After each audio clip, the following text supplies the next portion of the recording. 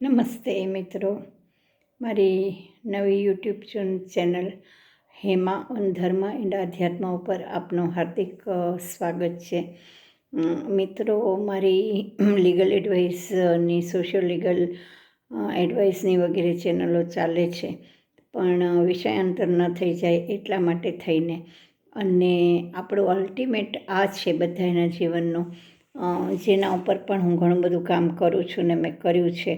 Corona દરમિયાન પણ ઘણું કામ કર્યું છે અને એને આપની સાથે શેર કરવા માટે મારી આ ચેનલ હેમા ઓન ધર્મ એન્ડ આધ્યાત્મ શરૂ કરી છે મેં.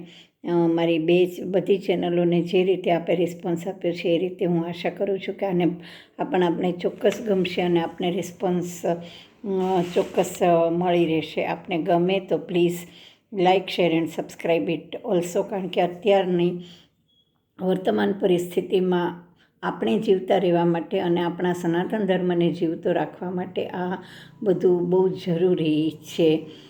અલ્ટિમેટલી શાંતિ માટે અને લાઈફના કંઈક ગેઇન માટે આપણે માણસ તરીકે જન્મ્યા છીએ તો આપણે એવું કંઈક કરવું જોઈએ કે જેથી આપણો આ અવતાર સફળ થાય. હવે મિત્રો, આપણે વિષય ઉપર આવીએ તો સ્વાભાવિક છે કે આ પહેલા એપિસોડની શરૂઆત હું મારા ખૂબ ગમતા વિષય એવા ગીતાજીથી શરૂઆત કરીશ.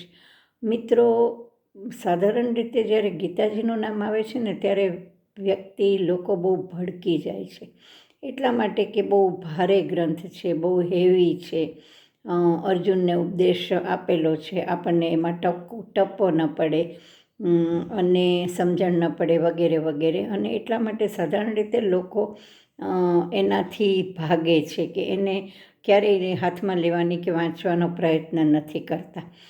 એને માટે આપણે શરૂઆત કરીએ મિત્રો. તો સૌથી પહેલી વાત એ છે કે મારો સંસ્કૃત વિષય છે, હું સંસ્કૃત સાથે ગ્રેજ્યુએટ થયેલી છું અને મારું એવું ઓબ્ઝર્વેશન છે કે સંસ્કૃત સાહિત્યમાં કે ધાર્મિક ગ્રંથોમાં ગીતાજીથી વધારે સરળ અને એવો એકેય ગ્રંથ નથી.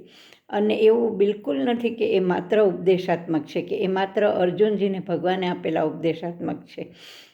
ગીતાજી એટલે જિંદગીનો એક વલોણું છે, એક સાર છે, અને એ અર્જુનજી એમાં માત્ર ને માત્ર એક પ્રતીક છે, જે આપણા બધાનું પ્રતીક છે. અને આ ઉપદેશ માત્ર એને માટે નથી, ઇનફેક્ટ એને માટે તો છે જ નહીં, કારણ કે એ તો યુદ્ધમાં હતા અને એની તો ભગવાન નજીક હતા, એટલે એને કોઈ ઉપદેશની જરૂર પણ નહોતી. પણ એ અર્જુનને માધ્યમ બનાવીને આ બધા ઉપદેશો છે એ આપણે માટે છે.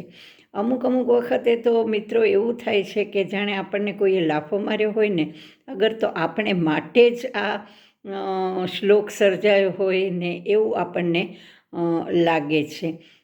એની શરૂઆત બહુ પ્રાઇમરી લેવલે કરીએ તો મિત્રો, જે ગોરખપુરનો સાદો જે ગુટકો આવે છે 10 કે 15 રૂપિયાનો, એ જ લાવી અને એમાં પણ સંસ્કૃત શ્લોક ન વાંચવા, માત્ર ને માત્ર નીચે જે ગુજરાતી ભાષાંતર આપેલું છે ને એ જ વાંચવું પહેલાં. અને એ એક શ્લોક 2-3 વાર, ભલે ને રોજના 5 શ્લોક વંચાય, આપણે શું ઉતાવળ છે, પણ એ ગુજરાતી ભાષાંતર રોજના 3 કે 5 કે એવા શ્લોક વાંચવા. ન સમજાય ત્યાં સુધી વાંચવું, બીજી વાર વાંચવું, ત્રીજી વાર વાંચવું. ન સમજાય તો આને અનુરૂપ જે કંઈ આને લગતા હોય તો એની સાથે ચર્ચા કરવી, એને પૂછવું. એમ કરતાં ધીરે ધીરે તમને રસ પડવા માંડશે અને તમને કળ ઉકલતી જશે. મિત્રો, જે હું કહું છું એ યાદ રાખજો ને અનુભવજો. વાંચવાનું એકવાર શરૂ કરજો, પછી તમને એમ લાગશે કે આ જીવનરૂપી કુરુક્ષેત્રમાં અર્જુન પણ આપણે છીએ, ધૃતરાષ્ટ્ર પણ આપણે છીએ, સંજય પણ આપણે છીએ, ભીષ્મ પણ આપણે છીએ, દુર્યોધન પણ આપણે છીએ, અને ઇવન ભગવાન પણ આપણે જ છીએ. આ બધા આ માત્ર એક સિમ્બોલ છે, આ કોઈ વ્યક્તિઓ નથી રહી જતા. So far as Gita is concern and Kurukshetra કે મહાભારતનું યુદ્ધ ઇઝ કન્સર્ન, તો આ જે છે ને એ બધા પાત્રો આપણે જ જીવી રહ્યા છીએ, જીવી લીધેલું છે કે જીવવાના છીએ. તો એ એક અને તમે વિચાર કરો કે વ્યાસ ભગવાને 18 પુરાણોની રચના કરી. 18 પુરાણોમાંથી એમણે મહાભારતમાં જ ગીતાની રચના કરી. હવે સાધારણ રીતે આપણે ત્યાં એવું મનાય છે કે કહેવાય છે કે મહાભારતનું ઘરમાં ન રાખવું, કે એ આખું ક્યારેય વાંચીને પૂરું ન કરવું. મિત્રો, જે ગ્રંથમાં ભગવાને ગીતાજી જેવું જ્ઞાનસભર પુસ્તક આપ્યું હોય કે વિભાગ આપ્યો હોય, એ ગ્રંથ ઘરમાં ન રાખવો એનો અર્થ તો એવો થાય કે ગીતાજી પણ ઘરમાં ન રાખવા. તો આ એક કેટલી બધી વાહિયાત માન્યતા કે વાહિયાત પેલી છે કે મહાભારત વાંચવાથી કે મહાભારત ઘરમાં રાખવાથી ઘરમાં મહાભારત થાય. અરે ભાઈ, કોઈ ગ્રંથ રાખવાથી મહાભારત ન થાય, ન રાખવાથી મહાભારત અટકે નહીં. પણ એનો તાત્પર્ય એટલું છે કે મહાભારત ઘરમાં કરવું નહીં, એ રાખવું નહીં એવું નથી. અને જે ગ્રંથમાં 18 પુરાણોમાંના જે પુરાણમાં ગીતાજી જેવું ભગવાને આપ્યું, એ ગ્રંથ ઘરમાં ન રાખવો એ ગ્રંથનું જ નહીં પણ ખુદ વ્યાસજીનું અને ભગવાનનું પોતાનું અપમાન છે.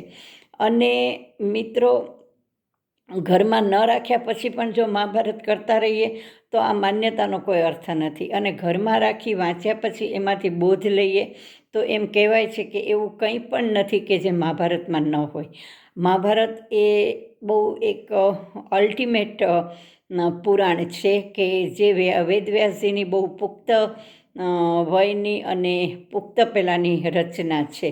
એટલે ખૂબ સુંદર ગ્રંથ છે ને એમાં પણ ગીતાજી અદ્ભુત ગ્રંથ છે. મેં તમને કહ્યું એમ કે ઘણી વખત આપણે અર્જુન હોઈએ છીએ, ઘણી વખત આપણે દુર્યોધન હોઈએ છીએ, ઘણી વખત આપણે ધૃતરાષ્ટ્ર જેટલા અંધ થઈ જતા હોઈએ છીએ.